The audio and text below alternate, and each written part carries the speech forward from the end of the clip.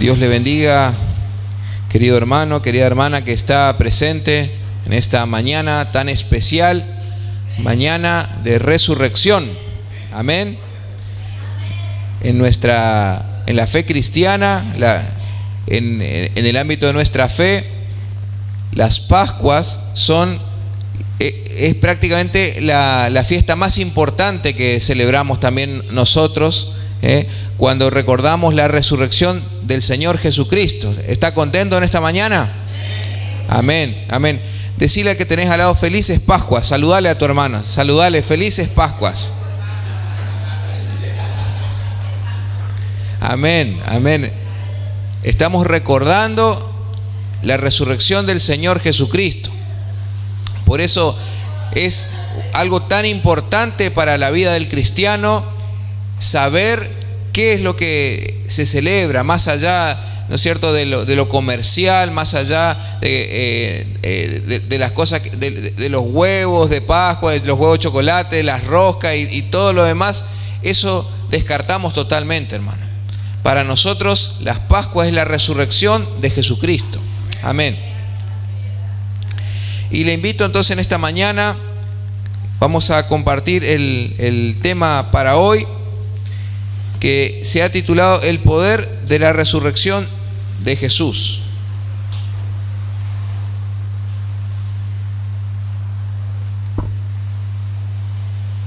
El poder de la resurrección de Cristo. Amén.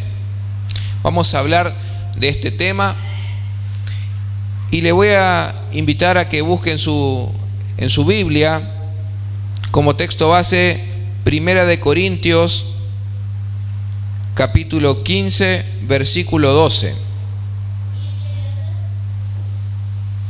1 Corintios capítulo 15 versículo 12 al 22.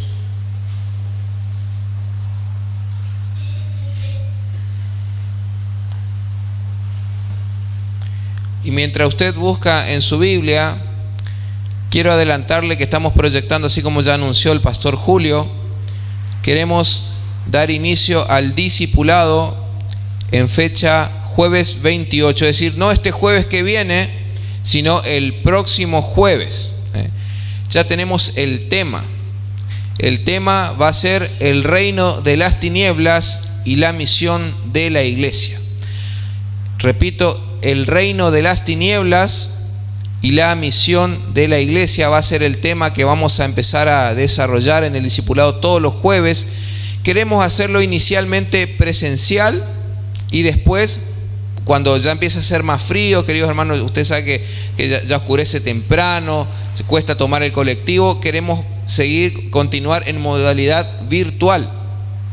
Queremos hacerlo inicialmente acá en el templo de Iglesia Dios Milagro. Es libre, es gratuito, hermano, no se paga absolutamente nada, pero sí requiere un compromiso, va a requerir un compromiso. ¿Cuál es ese compromiso?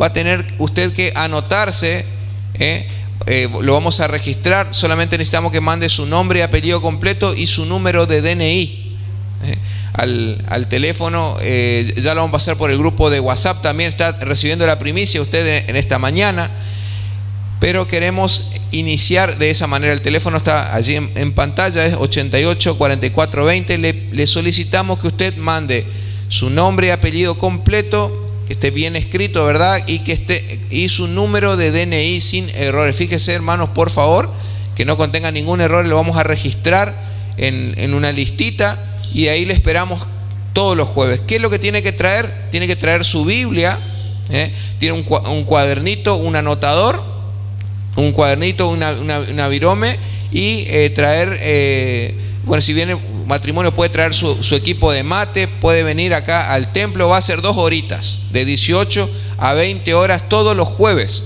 y vamos a hacer un análisis exhaustivo acerca de lo que dice la palabra de Dios sobre el reino de las tinieblas, cómo está conformado, qué es lo que quiere el enemigo, acerca del origen de la maldad, lo que la Biblia llama el misterio de la iniquidad, cómo inicia la misión de Satanás aquí en la tierra, qué es lo que él quiere, cómo está organizado, cuál es nuestra lucha. Va a estar muy lindo, mi hermano, le anticipo. entonces que usted ya lo vamos anunciando, entonces para el jueves 28 a las 6 de la tarde aquí en el templo, de 18 a 20, y después cuando ya haga más frío lo vamos a pasar a modalidad virtual, que se adaptó muy bien. La mayoría de la iglesia el año pasado fue un éxito, hermanos, así que anótese y lo esperamos acá. Les repito, es libre y es gratuito. Y si usted quiere invitar quizá a algún familiar suyo, quiere invitar a algún vecino, invítelo, porque va a ser de mucha bendición y sobre todo venir con muchas ganas de aprender la Biblia. Amén. ¿Tiene usted ganas de aprender la Biblia? Amén. Amén. Tenemos que instruirnos, tenemos que prepararnos, tenemos que escudriñar la palabra de Dios. Amén. Bueno, 1 Corintios 15, del 12 al 22. Y a efectos de mayor claridad, hermanos, voy a leer en la versión Dios habla hoy. Usted generalmente se maneja la versión Reina Valera del 60, pero para tener más claridad, si alguno no tiene la versión Dios habla hoy, le invito a que escuche atentamente lo que dice el texto bíblico. Vamos a leer en el nombre del Padre, y del Hijo, y del Espíritu Santo. Pero si nuestro mensaje es que Cristo resucitó, ¿por qué dicen algunos de ustedes que los muertos no resucitan? Porque si los muertos no resucitan, entonces tampoco Cristo resucitó. Y si Cristo no resucitó, el mensaje que predicamos no vale para nada, ni tampoco vale para nada la fe que ustedes tienen. Si esto fuera así, nosotros resultaríamos ser testigos falsos de Dios, puesto que estaríamos afirmando en contra de Dios que Él resucitó a Cristo, cuando en realidad no lo habría resucitado si fuera verdad que los muertos no resucitan. Porque si los muertos no resucitan, entonces tampoco Cristo resucitó. Y si Cristo no resucitó, la fe de ustedes no vale para nada. Todavía siguen en sus pecados. En este caso, también están perdidos los que murieron creyendo en Cristo. Si nuestra esperanza en Cristo solamente vale para esta vida, somos los más desdichados de todos. Versículo 20. Pero lo cierto es que Cristo ha resucitado. Él es el primer fruto de la cosecha, ha sido el primero en resucitar. Así como por causa de un hombre vino la muerte, también por causa de un hombre vino la resurrección de los muertos. Y así como en Adán todos mueren, así también en Cristo todos tendrán vida. Amén. Le invito, incline sus rostros. Padre, en el nombre de Jesús, en esta mañana hemos dado lectura a tu santa palabra, Señor. Estamos contentos porque estamos recordando tu resurrección, Señor.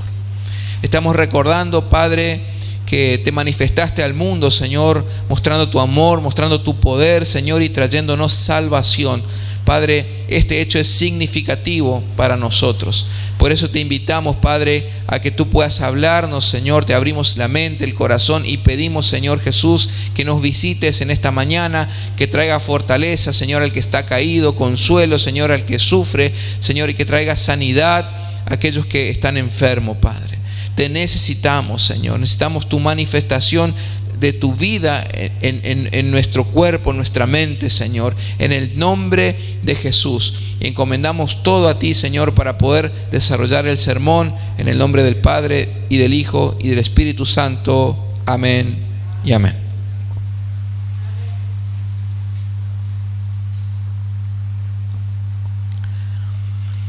El tema de hoy entonces, el poder de la resurrección de Cristo. Al hablar de las Pascuas, tenemos que hacerlo, hermano, con conocimiento de causa. Para nosotros que somos cristianos, este es un hecho sumamente significativo. Nosotros debemos entender, siendo cristianos, sería una vergüenza que nosotros no sepamos explicarle a nuestro vecino, a nuestro compañero de trabajo, qué significa la palabra Pascua. ¿Cómo se origina? ¿Cómo se originó este hecho? ¿Qué se celebra? Tenemos que entender que las Pascuas es una fiesta judía que se celebra ya 2000 años antes de Cristo, en el momento en el que Dios rescata a la nación de Israel que estaba prisionera en Egipto. Entonces la Pascua es la liberación, es celebrar y conmemorar la liberación de la esclavitud judía, de la esclavitud egipcia para el pueblo judío. Recordemos allí que Dios se manifestó con mucho poder a través de su siervo Moisés.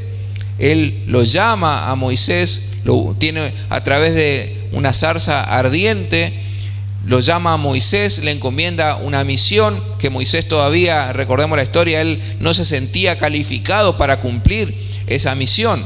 Sin embargo, Dios lo eligió a él. Ya desde el vientre de su madre, Dios le apartó, lo eligió, preparó que él pueda huir de Egipto, y estando en el desierto, en la soledad, Dios se le manifiesta y le dice que tenía una misión para él. Entonces después él va y se presenta acompañado de su hermano Aarón, va y se presenta ante Faraón pidiendo y exigiendo que deje de parte de Dios que deje salir a su pueblo. Entonces, ante el endurecimiento del corazón de Faraón, vemos que Dios se manifiesta a través de 10 plagas, uno para resarcir a cada dios pagano, de Egipto, y de esa forma Dios manifiesta su poder, y así es como se produce la liberación de la nación de Israel de la esclavitud egipcia.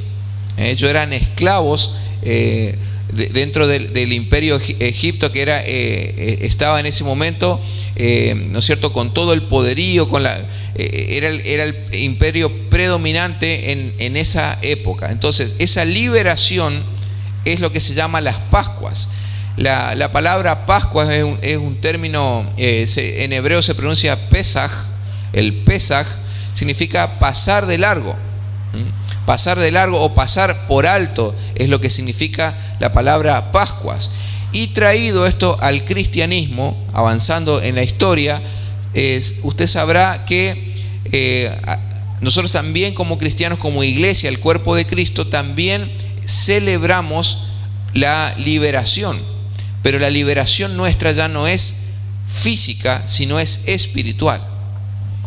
La liberación del pueblo de Israel, el origen de las Pascuas, fue una liberación física de las garras de Egipto. Y la liberación que celebramos hoy nosotros es una liberación de tipo espiritual, y ya no de un imperio, sino que de las mismas garras sucias del pecado. Y ese hecho es posible a través de la resurrección del Señor Jesús. Por eso es tan importante, hermano, saber en qué consiste las Pascuas. En el Antiguo Testamento, para Israel, ¿no es cierto?, el rescate del imperio Egipto. Pero para nosotros, para la iglesia, el rescate del pecado a través de la resurrección de nuestro Señor. Bueno, eso es importante tener en claro para poder adentrarnos al tema. Ahora, hay una pregunta que hace aquí el texto bíblico de 1 Corintios capítulo 15. Empieza el versículo 12, dice: pero si nuestro mensaje es que Cristo resucitó, ¿por qué dicen algunos de ustedes que los muertos no resucitan? Pero si nuestro mensaje es que Cristo resucitó, ¿por qué dicen algunos de ustedes que los muertos no resucitan? Es el énfasis que hace el apóstol Pablo en el capítulo 15 de esta carta de 1 Corintios. Y sin ir más lejos, sabemos que la iglesia de Corinto era una congregación de hermanos que eran sumamente carnales. Sabemos que eran hermanos que estaban con un pie en la iglesia y con otro pie en el mundo, que todavía no habían transformado su mente. Entonces el apóstol Pablo constantemente, él dedica, de los 13 libros que escribió el apóstol Pablo, 2 de sus cartas son dirigidas, que dicho sea de paso, son 2 de las más extensas que escribió Pablo, están dirigidas a moldear el carácter y la personalidad de la iglesia de Corinto. Constantemente el apóstol Pablo trataba y les escribía y les daba recomendaciones, a tal punto que esta primera y segunda de Corintios son las cartas más extensas escritas por el apóstol en el Nuevo Testamento. Él les dedica tiempo y les dedica a los moldea, los discipula, ¿no es cierto?, a través de sus cartas. Y vemos que el apóstol le empieza diciendo: pero si nuestro mensaje es que Cristo resucitó, ¿por qué dicen algunos de ustedes que los muertos no resucitan? Y esto tiene que ver, hermanos, porque ya en la misma época del Señor Jesucristo, dentro del pueblo judío había diferentes concepciones acerca de la resurrección. En los llamados 400 años de silencio, es decir, este periodo entre donde termina el Antiguo Testamento y empieza el Nuevo Testamento, ocurrieron 400 años de silencio donde Dios no habló a través de ningún profeta. Por eso este periodo de enmudecimiento de parte del Señor se lo conoce como los 400 años de silencio. Por eso es que cuando cuando Juan el Bautista, él se manifiesta, él se decía a sí mismo: yo soy una voz que clama en el desierto. Y esto era algo muy importante, porque entonces todo el mundo lo consideraba a Juan es un profeta, porque hace cuánto no vemos un profeta, cuántas generaciones, por lo menos 4 generaciones habían pasado que Dios no hablaba más, hasta la venida de Juan el Bautista. Y Juan el Bautista, él vino a preparar el camino del Señor, porque ya había llegado el tiempo en que el Salvador, en que el Señor Jesús iba a dar inicio a su ministerio público. Y entonces en esos 400 años de silencio es cuando al no haber quizá una guía directa de parte de Dios, empezaron se originan las diferentes sectas o las diferentes escuelas de interpretación bíblica. 2 de las más conocidas eran los saduceos y los fariseos. Eso se da origen durante los 400 años de silencio. Más precisamente, los fariseos tienen su origen 150 años antes de Cristo. Y también un poquito más antes empieza la escuela de los saduceos. Y para que usted tenga una idea, hermano, del contexto en el cual está escribiendo el apóstol Pablo a la iglesia de Corinto, usted tiene que saber que los saduceos, por ejemplo, que conformaban el Sanedrín, ¿qué era el Sanedrín? El Sanedrín era el centro de la organización política, religiosa y social de Israel. Allí usted sabe que la vida del pueblo judío dependía mucho de la religión. Era netamente lo social, y lo político estaba asociado directamente al Sanedrín. Entonces el Sanedrín era un grupo de 70 que estaba comandado, por decirlo así, por el sumo sacerdote. Bueno, de entre esos 70, ciertos miembros del Sanedrín eran justamente de la secta o del partido de los saduceos. Es decir, ya en el tiempo de Jesús no todos pensaban lo mismo acerca, o no tenían la misma convicción acerca de lo que es la resurrección de los muertos.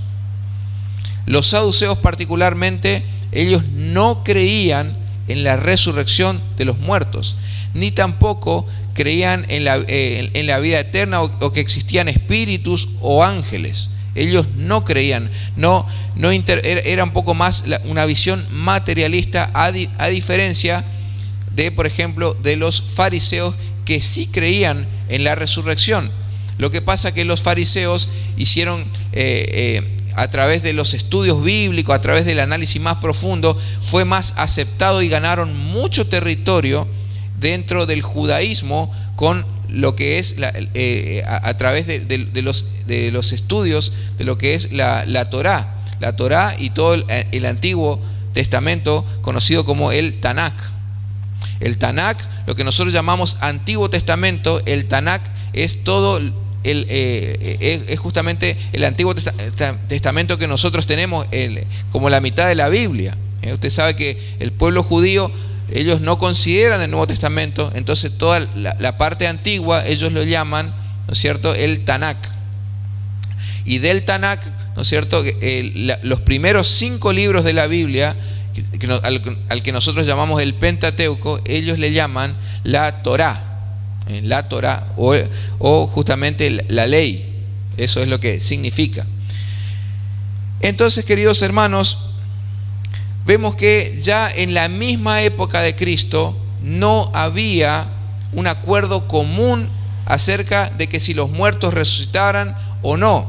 Y es por eso que el Señor, cuando Él viene, Él mismo se manifiesta, Él produce la resurrección de Lázaro y Él allí se identifica diciendo: yo soy la resurrección y la vida. ¿Crees esto?, le dijo a Marta, la hermana de Lázaro. Yo soy la resurrección y la vida, y todo aquel que cree en mí, aunque esté muerto, vivirá. ¿Crees esto, Marta? Él se identifica porque el Señor, después de 400 años de silencio donde había posturas encontradas, el Señor trae luz sobre este tema. Usted se ha puesto a pensar que quizá vio que hoy hay también diferentes escuelas de interpretación. Por ejemplo, tenemos el catolicismo, bueno, eso ya es un credo, ¿verdad? Tenemos el catolicismo, pero dentro del cristianismo evangélico o dentro del protestantismo, usted sabe que tenemos también, por ejemplo, están los bautistas, están los hermanos libres, están los pentecostales, que somos nosotros, están los pentecostales, están Asamblea de Dios y diferentes escuelas que tienen ciertas diferencias doctrinales que quizá no son significativas.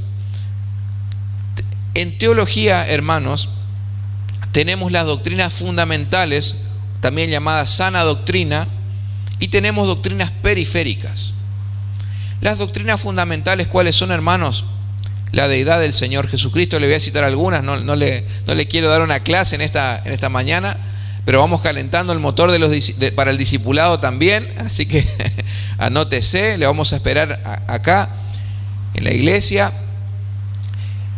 Vemos que las doctrinas fundamentales, cuando hablamos de doctrinas fundamentales, estamos hablando, hermano, de las verdades inamovibles enseñadas por la palabra de Dios. ¿Cuáles son, por ejemplo? La deidad del Señor Jesucristo, la resurrección corporal del Señor Jesucristo, ¿no es cierto? La segunda venida del Señor Jesucristo, el juicio y el castigo a los injustos y la vida eterna para los justos, la Santísima Trinidad, el Padre, el Hijo y el Espíritu Santo manifestado, un solo Dios manifestado en 3 personas, son algunas de las verdades fundamentales o la sana doctrina de la que habla la Biblia. Es decir, todo el cristianismo, todo el protestantismo, estimados hermanos, estamos de acuerdo en eso. Estamos todos de acuerdo en eso. Y si una persona cree en Jesucristo como su único Señor y su Salvador, es hermano nuestro. Ahora, en cuanto a las doctrinas periféricas, muchas veces encontramos que hay, por ejemplo, los hermanos bautistas, ellos creen que la salvación no se pierde. Y nosotros creemos que la salvación sí se pierde, pero ya son doctrinas periféricas. Eso es debatible. No tenemos suficiente luz aún, pero cuando el Señor se manifieste, ahí quedarán expuestas todas las cosas, explica la palabra de Dios. Sin embargo, no es un tema fundamental de fe. No estamos diciendo, por ejemplo, una cuestión, bueno, están los que creen que la salvación se pierde, otros que no se pierde. Sin embargo, es una cuestión periférica, es una cuestión menor. Eso no hace. Ahora sí, no podemos venir a debatir si Jesucristo era Dios o no era Dios. Si alguien afirma que Jesucristo no era Dios, entonces ya prácticamente esa persona no debe ser considerado nuestro hermano, porque no es una persona. La Biblia enseña claramente acerca de la deidad del Señor Jesucristo. O si una persona niega la Trinidad, por ejemplo, entonces ya estamos en otro terreno, estamos tocando una cuestión de la sana doctrina o de la doctrina fundamental. Así también, esto que pasa a usted en la actualidad, no se vaya a asombrar, porque ya en la época del Señor Jesús, dentro del Sanedrín, el mismo Sanedrín estaba dividido con diferentes sectas, diferentes pensamientos o escuelas que no pensaban todo lo mismo. Ya eso viene de antaño, queridos hermanos, y el error, uno de los grandes errores fundamentales que podemos llegar a hacer nosotros es creer que nosotros somos los dueños de la verdad. Si una persona dice que aceptó a Cristo en el corazón y le sigue y es su Señor y su Salvador, ¿no es cierto? Entonces esa persona es nuestro hermano, es nuestra hermana, y nosotros debemos considerarlo como parte del cuerpo de Cristo, aunque no sea parte de nuestra misma congregación.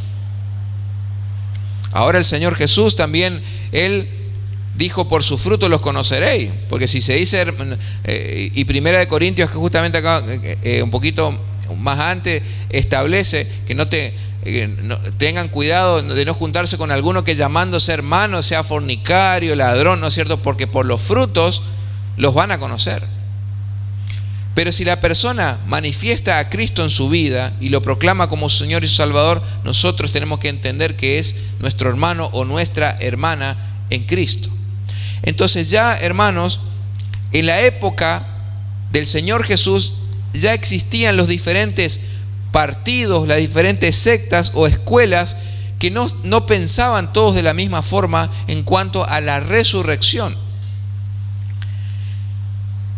Y avanzando en el tiempo, también, hermanos, vemos que hasta hoy los mismos escépticos consideran tres posibles hechos acerca de lo que pudo haber pasado en la resurrección de Cristo a fin de negarla.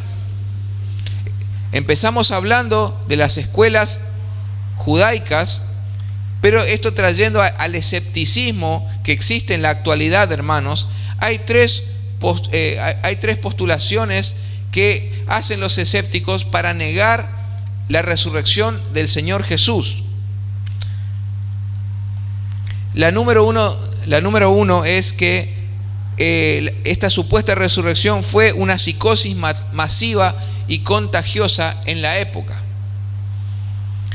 Es decir, que realmente Jesús no resucitó, sino que en el momento, en la época, cuando ocurre el tercer día, empezaron a difundir nomás que Él había resucitado, y eso pasó de boca en boca y todo el mundo se creyó porque se produjo una psicosis a nivel general entre el judaísmo, pero en realidad no fue cierto. Ese es el primer postulado que establecen los escépticos, una psicosis masiva y contagiosa. En segundo lugar, el otro postulado es que se trató pero de una resurrección espiritual, y que los discípulos atribuyeron o convirtieron esa resurrección espiritual justamente la trataron como una resurrección de tipo física o corporal. Ese es el segundo postulado que hacen los escépticos. No, el Señor resucitó, pero no resucitó corporalmente, no resucitó físicamente. Y allí es justamente donde el apóstol Pablo recomendaba que, el apóstol Juan en su primera carta, él dice que todo aquel que niega que Jesucristo vino en carne es un anticristo. Aquel que niega que Jesús haya venido en carne o que haya resucitado en carne es un anticristo. Y ya vamos a ver por qué es tan importante entender el hecho de la resurrección del Señor. Fíjense ustedes, hermanos, que justamente este postulado que hacen los escépticos acerca de la resurrección espiritual del Señor Jesús es lo mismo que sostiene, por ejemplo, la secta de los mormones. Los mormones, ellos dicen que la resurrección del Señor no fue de forma corporal, sino que fue a través de gases. A través de gases que se levantaron y se combinaban. Entonces eso hacía la apariencia del cuerpo del Señor. Esas son herejías terribles, hermanos. Herejías terribles, y es un hecho justamente que atañe a lo que es la sana doctrina de la Biblia. Si una persona dice que Cristo no resucitó, realmente no podemos considerarlo hermano o hermana, porque es un hecho, es una doctrina fundamental de fe, es una verdad absoluta enseñada por la palabra de Dios. Y en tercer lugar, entonces hablamos en primer lugar cuáles son los tres postulados. En primer lugar, una psicosis masiva ocurría en la época. En segundo lugar, que la resurrección fue solamente espiritual y no corporal. Y en tercer lugar, que el cuerpo del Señor fue robado por los discípulos. Esto, queridos hermanos, lo enseña la misma palabra de Dios. Este tercer postulado que sigue vigente hasta el día de hoy, esto es lo que los judíos que no aceptaron a Cristo siguen afirmando hasta el día de hoy, que los discípulos fueron los que robaron el cuerpo del Señor. Le invito a que busque conmigo Mateo capítulo 28, versículo del 12 al 15. Mateo 28 del 12 al 15 dice lo siguiente. Voy a leer en la versión Dios habla hoy. Estos jefes fueron a hablar con los ancianos para ponerse de acuerdo con ellos, y dieron mucho dinero a los soldados, a quienes advirtieron: ustedes digan que durante la noche, mientras ustedes dormían, los discípulos de Jesús vinieron y robaron el cuerpo. Versículo 14. Y si el gobernador se entera de esto, nosotros lo convenceremos, y a ustedes les enviaremos dificultades. Los soldados recibieron el dinero e hicieron lo que se les había dicho, y esta es la explicación que hasta el día de hoy circula entre los judíos. Fíjense, queridos hermanos, que allí hubo un plan maquiavélico por parte de las autoridades religiosas de la época, diciéndole a los soldados: ustedes les vamos a dar dinero a través de la corrupción, a través de una coima, de un cohecho. Nosotros le vamos a dar dinero y ustedes digan que a la noche vinieron los discípulos y se robaron el cuerpo del Señor. Y ustedes no se preocupen por lo que va a decir las autoridades, el gobernador. Nosotros vamos a presentarnos y le vamos a convencer. Pero si ustedes no hacen eso, van a tener muchos problemas, van a tener dificultades. Hermanos, esto nos tiene que llevar a preguntarnos ¿por qué tanta controversia en la resurrección de Jesús? Parece que realmente es una cuestión importante. De hecho, no debería haber tanta controversia acerca de negar. Hay personas entre los judíos, los escépticos, los saduceos. Vemos que se intentó negar la resurrección de Cristo de muchas maneras y a lo largo de la historia. ¿Por qué? ¿Por qué este hecho? ¿Qué le parece, querido hermano? ¿Se ha puesto a pensar, ha visto usted alguna vez la profundidad de este tema? De por qué tanto se ha querido negar la resurrección de Cristo. Y es impresionante cómo la Escritura revela este tercer postulado, que los judíos fueron los que robaron el cuerpo de Jesús. Y por último, hermanos, también tenemos al discípulo Tomás. En San Juan capítulo 20, versículos 24 y 25, dice lo siguiente: pero Tomás, uno de los 12, llamado Dídimo, la palabra Dídimo significa mellizo, no estaba con ellos cuando Jesús vino. Le dijeron pues los otros discípulos: al Señor hemos visto. Él les dijo: si no viere en sus manos la señal de los clavos, y metiere mi dedo en el lugar de los clavos, y metiere mi mano en su costado, no creeré. No creeré. Y estamos hablando de uno de los 12, mi hermano. Mi hermano, mi hermana, estamos hablando de una persona que durante 3 años fue discipulado por el Señor de manera personal, que compartió con Jesús, que estaba viviendo, que vivía con Él, que lo acompañaba en sus aventuras, en sus viajes, que había visto sus milagros, que había visto la resurrección de Lázaro. Sin embargo, encontramos un corazón cerrado, diciendo: al Señor hemos visto. Pero Tomás le dijo: si no viere en sus manos la señal de los clavos, y metiere mi dedo en el lugar de los clavos, y metiere mi mano en su costado, no creeré. Vemos que todavía, a pesar de que el Señor ya había muerto, la fe de ellos era imperfecta aún.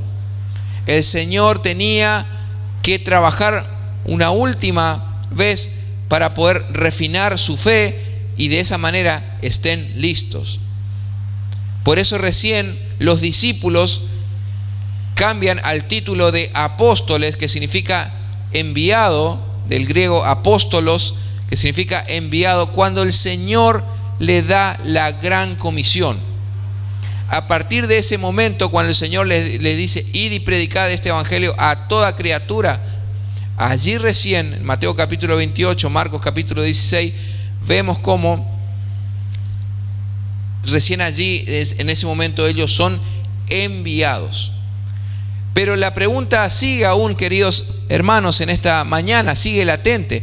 ¿Por qué tanta controversia, tanta discusión y tanto énfasis en querer negar la resurrección del Señor Jesucristo? Y es así como para responder esta pregunta, vamos a basarnos, queridos hermanos, en 2 postulados.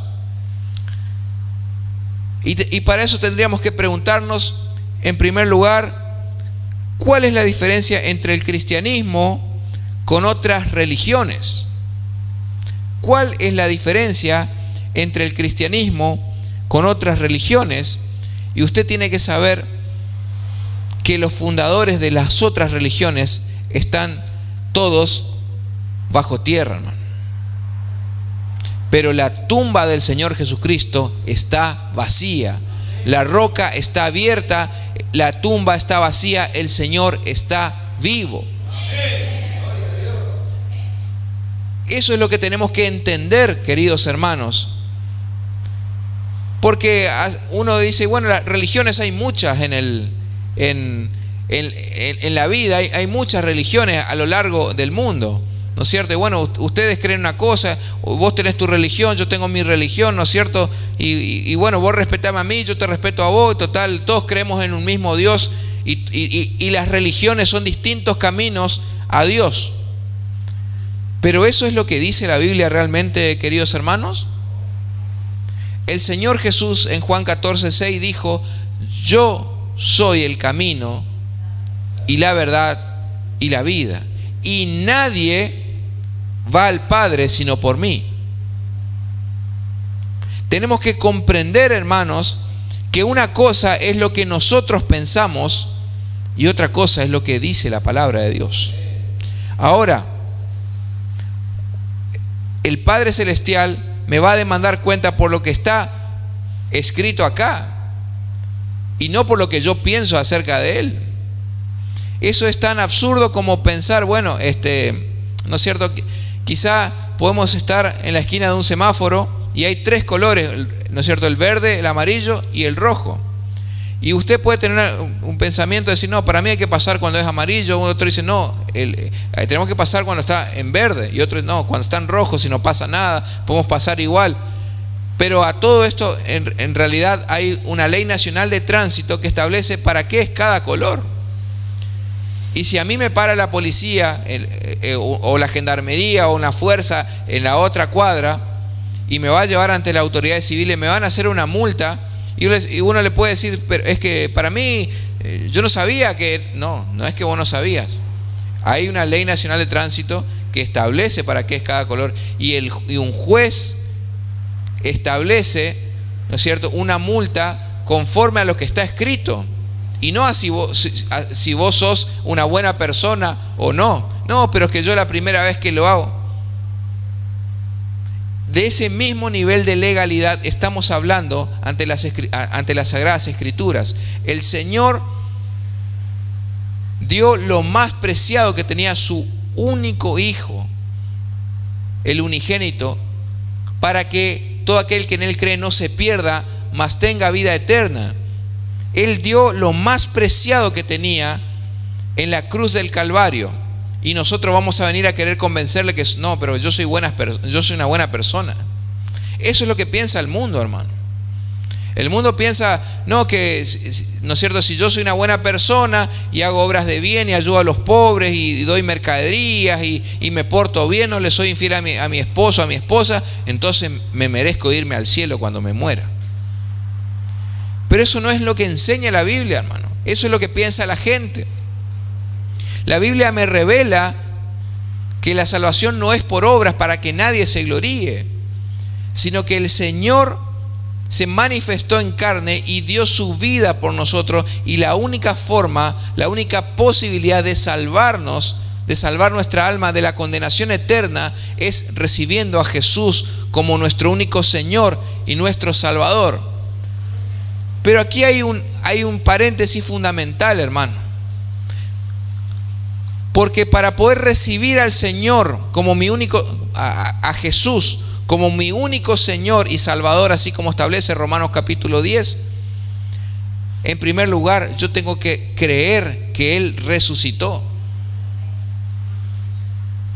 Ya hemos analizado en la introducción de qué forma se ha querido negar rotundamente y se ha hecho fuerza. Muchas sectas, muchas personas han hecho fuerza para negar la resurrección corporal del Señor, diciendo que es una analogía, que es una falacia, que no es tan así.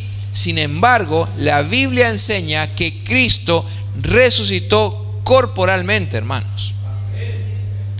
Y si no somos capaces de creer que el Señor Jesús resucitó corporalmente, entonces toda nuestra fe y nuestra predicación y todo lo que estamos haciendo, hermano, hasta ahora, es todo inútil, es todo vano. Esta es una premisa de la cual tenemos que partir, hermanos.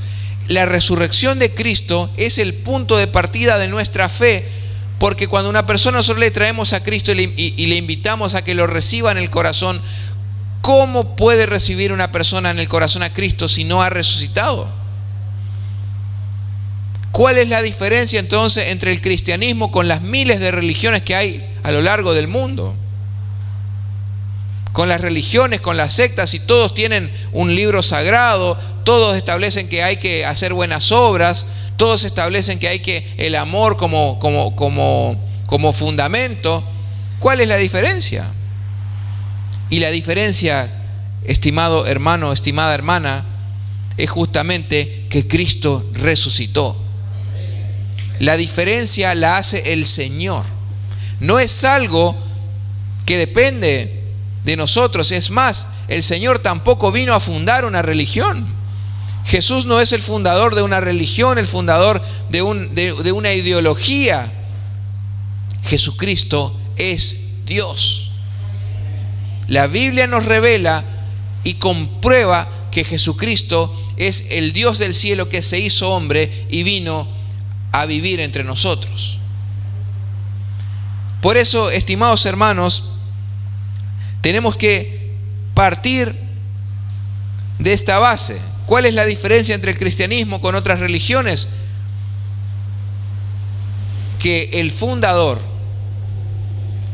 aquel verbo que se hizo carne, sigue vivo. La diferencia es que la tumba está vacía, de que el Señor sigue vivo y está sentado a la diestra de Dios el Padre. Y si Él está sentado a la diestra de Dios el Padre, hermano, ¿por qué temes? ¿A qué le temes? Él está sentado a la diestra del Padre. Y estar sentado a la diestra en el contexto del pueblo judío, en el contexto hebreo, estar a la diestra de una persona es una posición de autoridad. Sentar a alguien a la diestra justamente es empoderarlo para que sea dueño. Eso es lo que significa. No es simplemente cuál sería la diferencia que esté a la derecha o a la izquierda sentado. La Biblia explica que Dios lo sentó a su derecha y le hizo Rey de Reyes y Señor de Señores sobre todo lo que está en el cielo, en la tierra y debajo de la tierra. Ese es nuestro Señor, hermano. Dele un aplauso. Si es para Cristo, dele un aplauso fuerte.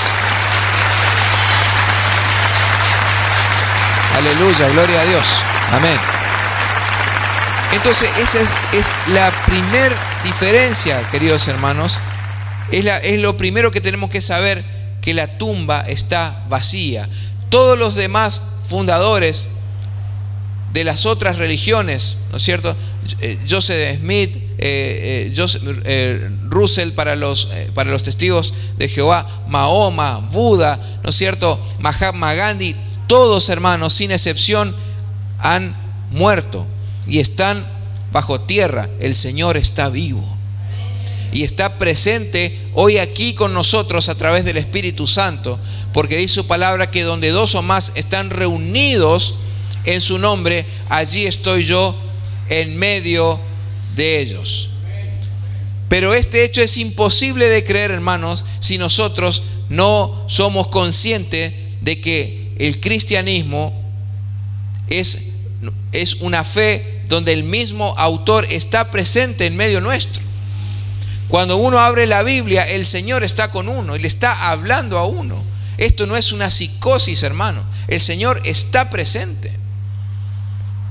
y se manifiesta y responde las oraciones e interactúa con su pueblo hasta hoy día. Quizás si yo pudiera hacer un censo o poder empezar a preguntarle, cada uno de ustedes tiene un testimonio para contar, hermano, porque somos la iglesia del Señor. Él es la cabeza y nosotros somos el cuerpo, y somos de Él, le pertenecemos a Él y el Señor nos pertenece a nosotros. Asimismo, Juan 11:25 dice, le dijo Jesús, Juan 11:25 le dijo Jesús, yo soy la resurrección y la vida, el que cree en mí, aunque esté muerto, vivirá, y todo aquel que vive y cree en mí no morirá eternamente. Hermanos, el Señor es Dios. El Señor Jesucristo es Dios y Él tiene la llave de la vida y de la muerte, las llaves del Hades. Él es quien maneja esto, queridos hermanos, y la vida le pertenece a Él. No solamente que es la vida, sino que es la resurrección y es la vida, hermanos. Podemos comprender la magnitud. Te está revelando el Señor, te está dando luz de la profundidad de las Escrituras, de quién Él dice ser.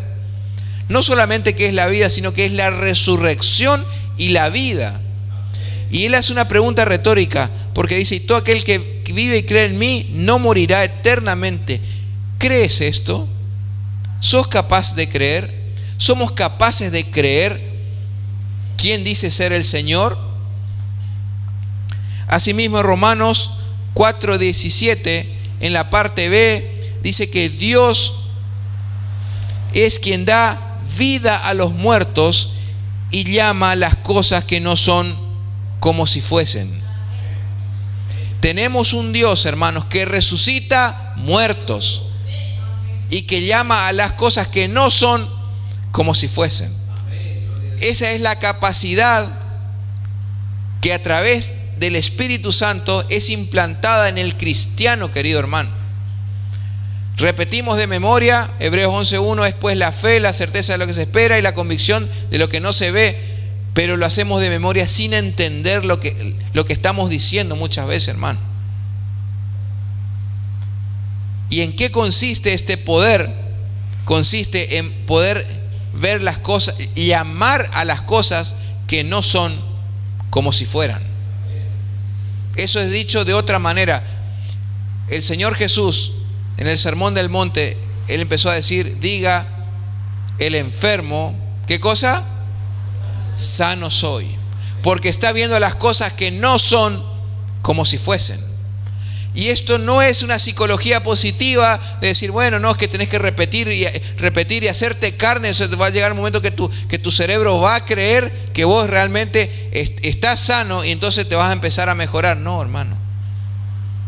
Eso es charlatería, hermano. Charlatanería, eso no sirve para nada.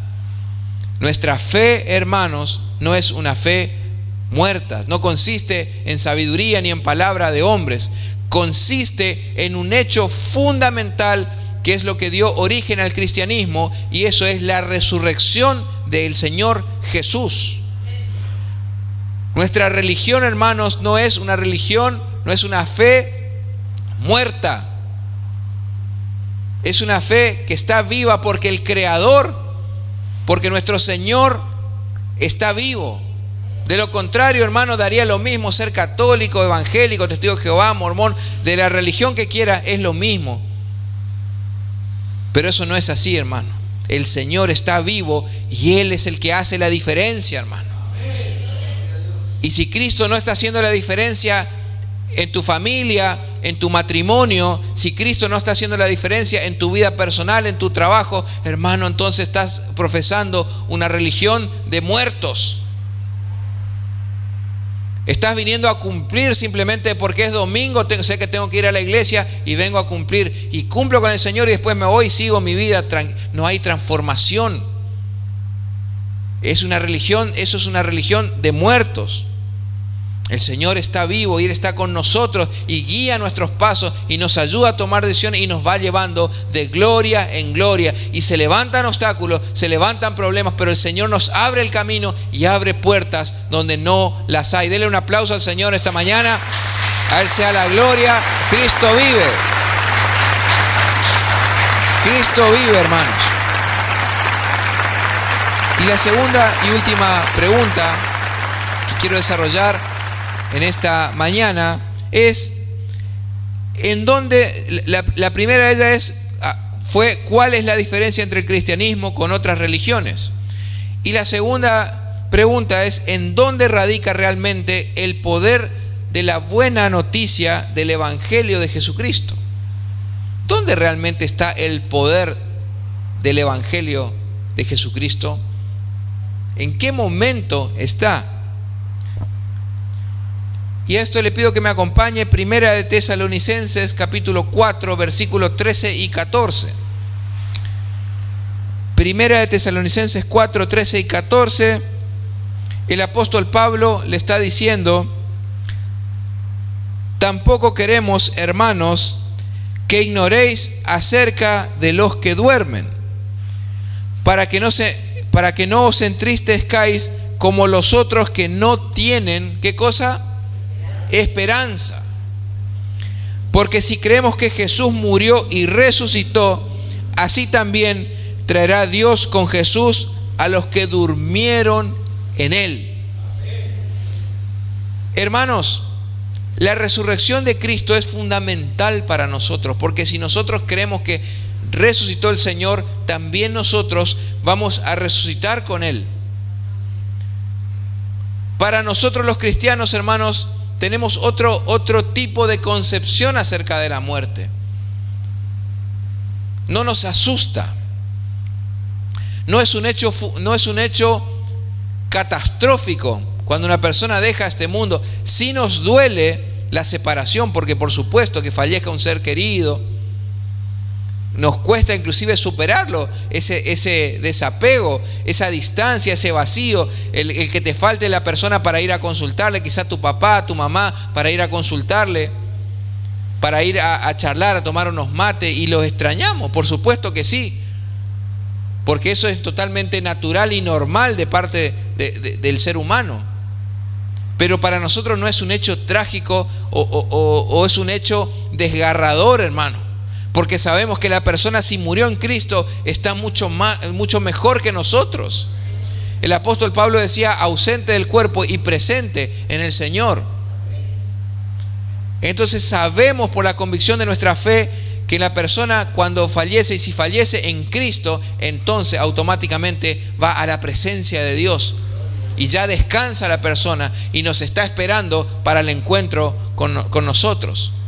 La mayor esperanza que tenemos como cristianos, hermanos, es que algún día todos nosotros con nuestros familiares vamos a estar en compañía del Señor. Ya no vamos a conocer muerte, no vamos a conocer la fatiga del sol, de la luna. Vamos a estar para siempre gozando y escuchando a nuestro Señor, viéndolo cara a cara.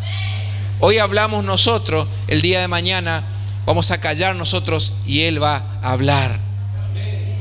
Entonces esa es nuestra esperanza, hermano. Y el apóstol Pablo le decía: para que no sean como los que no tienen esperanza. Usted sabe que el mundo, cuando se le fallece un ser querido y le cuesta hasta años poder superarlo, y nosotros con la ayuda del Espíritu Santo en cuestión de meses ya estamos de pie otra vez para seguir peleándole a la vida. Esa es la diferencia, hermano. Asimismo, Romanos capítulo 1, versículos 16 y 17, dice lo siguiente.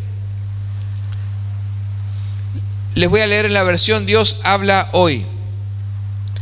No me avergüenzo del Evangelio, porque es poder de Dios para que todos los que creen alcancen la salvación, los judíos en primer lugar, pero también los que no lo son. Pues el Evangelio nos muestra de qué manera Dios nos hace justos, es por fe de principio a fin. Así lo dicen las Escrituras: el justo por la fe vivirá, citando el libro de Habacuc. Hermanos, esta afirmación es contundente para nosotros. El apóstol llega a la conclusión del libro de Romanos de decir: no me avergüenzo del Evangelio, porque es poder de Dios. ¿Para qué? Para que todo aquel que en él cree no se pierda, mas tenga vida eterna. El Evangelio de Jesucristo es poder de Dios. Es poder de Dios, hermanos, delegado a su iglesia, delegados a nosotros a través del Evangelio. No es psicología positiva, no es bueno, ¿sabes qué? Te sentís mal, anda a la iglesia, y está bien venir a la iglesia, pero como que en la iglesia te van a hablar y bueno, y te van a convencer de que con palabras bonitas y disfrazadas que hay que seguir en la vida. No, hermano, el Evangelio no es psicología positiva, no son palabras bonitas, no es filosofía, no es una ideología, hermano. Las ideologías son pasajeras. Las ideologías no pasan más de 10 años que ya se caen. Jesús dijo: mis palabras son espíritu y son vida, y el cielo y la tierra van a pasar, pero mi palabra no pasará. Denle un aplauso al Señor.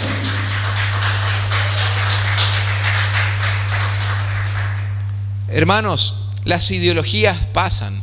Empieza un tiempo y ahora está fuerte el feminismo. Terminó el feminismo, después del aborto, había pasado el matrimonio igualitario, y son ideologías que duran unos años, donde están fuertes, obviamente quedan establecidas, pero es un tiempo y pasan. Y quién sabe qué cosas diabólicas esperen para el futuro también, que estará preparando Satanás, porque está pronta el regreso del Señor Jesús.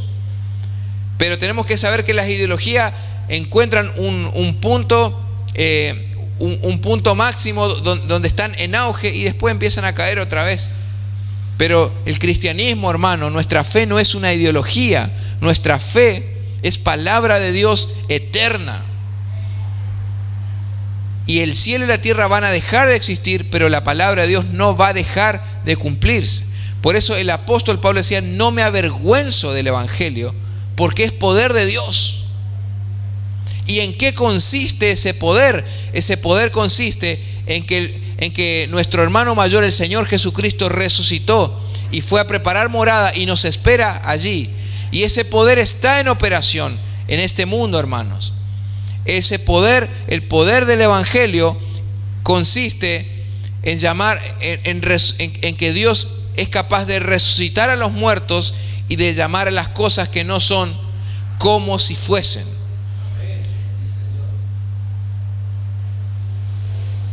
¿O acaso cuando se manifiesta algún endemoniado, que hemos tenido unos cuantos acá en la congregación, le decimos: no, vení, sentate, calmate, calmate, toma un poquito de agua, mientras que te dicen: no, yo voy a romper todo, odio a Jesús, odio la Biblia? No, calmate, porque así es como cree el mundo, que hay que hablarle. ¿Sabes qué, demonio? Escuchame bien, en el nombre de Jesucristo te reprendo y te ordeno que te vayas, porque el evangelio es poder de Dios. El evangelio es poder de Dios que resucita a los muertos y que llama a las cosas que no son como si fuesen. El evangelio del Señor Jesucristo sana. Es un evangelio que es un mensaje que salva, es un mensaje que trae libertad a los cautivos, a los que están en drogas, a los que están en adicciones al juego, al casino, a aquellos que están prisioneros de los pecados. El Señor les hace libre. El mensaje del evangelio es poder de Dios, hermanos. Pero ese poder de Dios radica en un hecho fundamental e histórico, que es la resurrección del Señor. Porque si no somos capaces de creer en la resurrección, entonces nuestra fe es inútil. Venimos a perder el tiempo, hermano. Te diría que es mejor que te quedes a comer un asado en tu casa hoy domingo, fin de semana largo, que viajes. Pero no, hermanos, nuestro Dios se manifiesta, se hace visible y demuestra su poder en sus hijos diariamente. Es por eso que estamos aquí reunidos. Y donde dos o más están reunidos en mi nombre, allí estoy yo en medio de ellos, dice el Señor. Volvamos al texto base para terminar. Primera de Corintios 15, 12 al 22. Primera de Corintios 15, del 12 al 22. Vamos al versículo 16. Porque si los muertos no resucitan, Primera de Corintios 15, 16. Porque si los muertos no resucitan, entonces tampoco Cristo resucitó. Este es un planteo muy lógico que hace el apóstol Pablo. Porque entonces, ¿en qué estaría basada nuestra fe? Si no tenemos la convicción de que el Señor resucitó, entonces ¿en qué basamos nuestra creencia, hermano? ¿En venir el domingo a la iglesia? ¿En tener simplemente una religión? ¿En que me gusta la Biblia? No, hermanos. Cristo resucitó de entre los muertos. Versículo 17. Y si Cristo no resucitó, la fe de ustedes no vale para nada. Todavía siguen en sus pecados. Hermano, ¿usted se ha puesto a pensar la profundidad que tiene este texto bíblico? Si Cristo no resucitó, hermano, entonces estamos condenados todos. Eso es lo que está diciendo la Escritura. Si el Señor no resucitó, seguimos entonces en los pecados. Y de balde practicamos la religión y practicamos todo, porque la religión no quita el pecado del mundo, solamente la sangre del Cordero Santo. Por eso, al resucitar Cristo, ya Romanos 8:1, ninguna condenación hay para los que están en Cristo Jesús. Hemos sido salvados, hermanos. Hemos sido rescatados. El poder de Dios se hace manifiesto en nuestras vidas, renovándonos interiormente y garantizándonos, hermanos, que somos no vencedores, somos más que vencedores por medio de aquel que nos amó. Y el día que dejamos este cuerpo, nos vamos a la presencia de Él. Den un aplauso al Señor. Apláudele a Él. No me aplaude a mí, apláudele a Él, hermano, que lo hizo todo en la cruz del Calvario. Si Cristo no resucitó, entonces todavía estamos en los pecados. Y concluye, dice, en este caso también están perdidos los que murieron creyendo en Cristo. El versículo 18.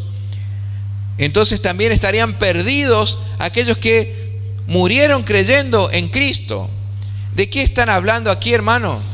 Está hablando de todos los hombres del Antiguo Testamento. Usted sabe que en el Antiguo Testamento, quizá alguna vez se habrá preguntado uno, ¿y cómo eran salvos los del Antiguo Testamento? ¿Cómo se salvaban? Nosotros somos salvos a través de Cristo. Y los del Antiguo Testamento también, porque ellos, su norma de vida y de conducta, las leyes morales de Dios, era el decálogo o los 10 mandamientos. Pero el apóstol Pablo explica perfectamente que el pecado existe por causa de la ley. ¿Qué significa eso? Que Dios dio la ley para que de esa manera nosotros sepamos lo que está bien y lo que está mal. Pero la ley pone de manifiesto el pecado que hay en nosotros. Entonces, ¿cómo se salvaba el pueblo de Israel y todas las personas que murieron antes en el Antiguo Testamento? Se salvaban a través de creer en el Mesías que Dios enviaría. Ellos murieron esperando ver al Mesías de Dios, y muchos de ellos no lo vieron, obviamente, porque pasaron generaciones y generaciones hasta que Dios envía al Mesías. Por eso cuando el Señor Jesús viene y Él muere en la cruz del Calvario, su cuerpo desciende hacia las profundidades de la tierra justamente a librar a aquellos que estaban esperando por Él, para así trasladarlo automáticamente del Seol para llevarlo ¿dónde? Al paraíso, a la gloria celestial. Porque todos los del Antiguo Testamento estaban esperando por el Mesías. Entonces el Señor, cuando Él dice en la cruz del Calvario, consumado es, Él desciende a las partes más profundas, rescata a todos aquellos que estaban esperando en el seno de Abraham y los lleva a la presencia del Señor. Y a partir de ese momento se inaugura y se habilita el paraíso. Entonces la persona hoy día, usted dice, si me muero, ¿dónde me voy? Me voy directamente a la presencia del Señor, porque el paraíso ya está habilitado. Esa es la obra de Cristo, hermano. Pero nada de esto tendría sentido si el Señor no hubiera resucitado. Entonces la mayor esperanza sobre la cual descansa nuestra fe es la resurrección de Cristo. Y la resurrección de Cristo, hermano, es lo que le da el poder al Evangelio. No se olvide de eso. El versículo 19, la versión Dios habla hoy, ahí de 1 Corintios 15, dice: si nuestra esperanza en Cristo solamente vale para esta vida, somos los más desdichados de todo. Si la esperanza, me encanta esta versión, por eso la elegí. Si nuestra esperanza en Cristo solamente vale para esta vida, somos los más desdichados. Si la esperanza de Cristo solamente vale para vivir aquí, hermano, entonces, ¿para qué vale? ¿Para qué te vas a cuidar? ¿Para qué vas a vivir en santidad? Si al fin y al cabo todos nos morimos y no existe más nada. ¿De qué vale entonces en este mundo ser íntegro? Buscar la santidad, buscar los valores morales, ser un hijo obediente a los padres, tratar de ser un buen padre, un buen esposo. ¿De qué sirve todo eso? Si al fin y al cabo todos terminamos bajo tierra y no existe más nada. Si se trata de eso, entonces, hermanos, entonces hay que vivir la vida. Si todos nos vamos a morir, como decía el Señor en su analogía, comamos y bebamos que mañana moriremos. ¿Para qué sirve guardarse la santidad, la integridad, ser una buena persona, orar todos los días, buscar al Señor, si al fin y al cabo todos vamos a morir? Eso es lo que está diciendo el apóstol. Si nuestra esperanza en Cristo solamente vale para esta vida, somos los más desdichados de todos. Pero esto no es así, hermano. El Señor resucitó, y si Él resucitó, nosotros que creemos en Él vamos a resucitar con Él y vamos a estar en la presencia de Él. Y finalmente, hermano, Juan capítulo 20, versículo 26 en adelante, terminando la historia de Tomás, dice que 8 días después estaban otra vez sus discípulos dentro y con ellos Tomás. Estaban reunidos. Llegó Jesús, estando las puertas cerradas, y se puso en medio y les dijo: paz a vosotros. Luego dijo a Tomás: pon aquí tu dedo y mira mis manos, y acerca tu mano y métela en mi costado, y no seas incrédulo, sino creyente. Entonces Tomás respondió y le dijo: Señor mío y Dios mío. Jesús le dijo: porque me has visto, Tomás, creíste. Bienaventurados los que no vieron y creyeron. Hermanos, Tomás estaba pidiendo pruebas empíricas, pruebas científicas que deben ser experimentales, deben ser comprobables, deben ser repetitivas, para que de esta manera yo pueda elaborar, ¿no es cierto?, una tesis, una hipótesis, una tesis, y llegar a una conclusión a través de la ciencia. Si hasta que yo no vea las manos del Señor y toque con mi dedo y toque su costado, no voy a creer. Y el Señor le dice: analice usted la palabra con cuidado. Pon aquí tu dedo y mira mis manos, y acerca tu mano y métele en mi costado, y no seas incrédulo, Tomás. Es fuerte, hermano. Eso también nos dice el Señor a nosotros: no seamos incrédulos, sino creyentes. Porque bienaventurados los que no vieron y creyeron. Hermanos, como conclusión, tenemos nosotros que la muerte del Señor es la prueba de que Él era hombre, pero su resurrección es la prueba de que Él era Dios, sumamente Dios y nada más que Dios. Hermanos, felices Pascuas. Denle un aplauso al Señor. Póngase de pie en esta mañana.